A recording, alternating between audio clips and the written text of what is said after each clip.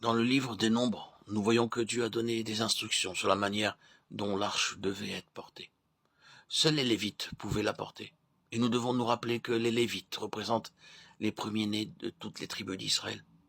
Ils ont été choisis par Dieu pour ce ministère particulier parce qu'ils n'ont pas recherché leur gloire, mais celle de Dieu seul. Ils se sont mis du côté de Dieu en jugeant la chair même au prix de la mort de leurs plus proches parents. Il n'y a que ceux qui veulent répudier tout ce qui procède de la chair qui peuvent porter l'arche du témoignage. Dieu les considère comme les premiers-nés, les vainqueurs. Les Lévites représentaient les premiers-nés de tout Israël. La dernière mention de l'arche dans les Nombres se trouve dans le chapitre 14, lorsque les Israélites ont atteint Kadesh Barnéa. Là, ils se sont rebellés contre le Seigneur et ont refusé d'entrer dans le pays de la promesse. Lorsque Dieu a prononcé sa sentence à cause de leur incrédulité, ils se sont rebellés contre son jugement et ils ont insisté pour entrer dans le pays. Mais l'arche de l'Alliance et Moïse ne sortirent point du milieu du camp. Le peuple a ignoré Moïse et l'arche, et il a été complètement mis en déroute par ses ennemis. Avant cela, l'arche allait devant le peuple d'Israël, dans toutes ses pérégrinations, mais à partir de cet épisode, l'arche s'est tenue à l'écart et on n'entend plus parler pendant 38 années.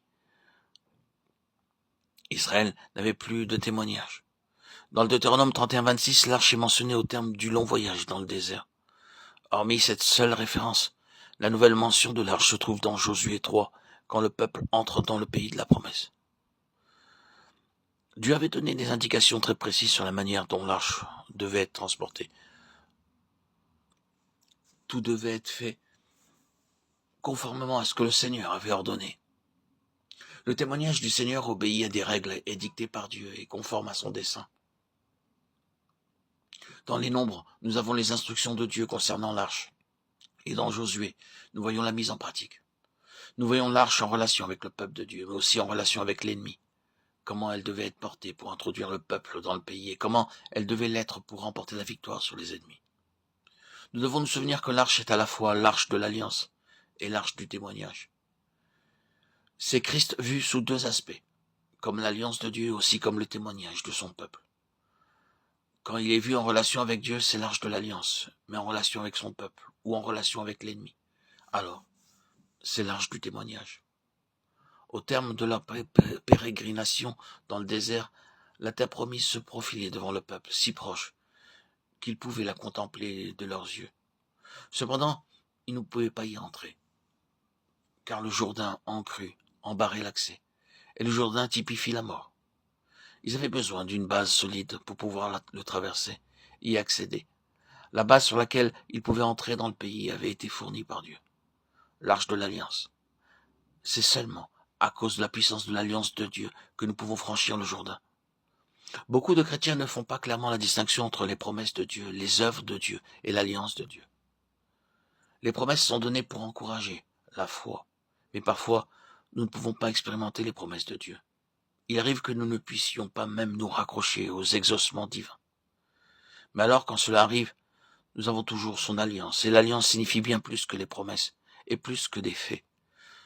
L'alliance est une chose que Dieu lui-même s'est engagé à observer.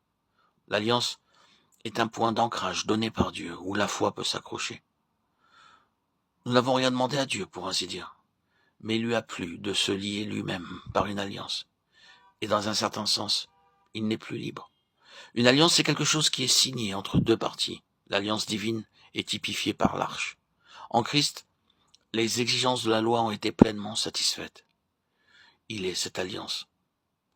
Ainsi donc, la foi possède une ancre, une chose où nous pouvons nous accrocher. S'il le désire, il fera ce qui a été convenu dans l'alliance, et même si cela a été possible. Et nous le disons avec beaucoup de respect.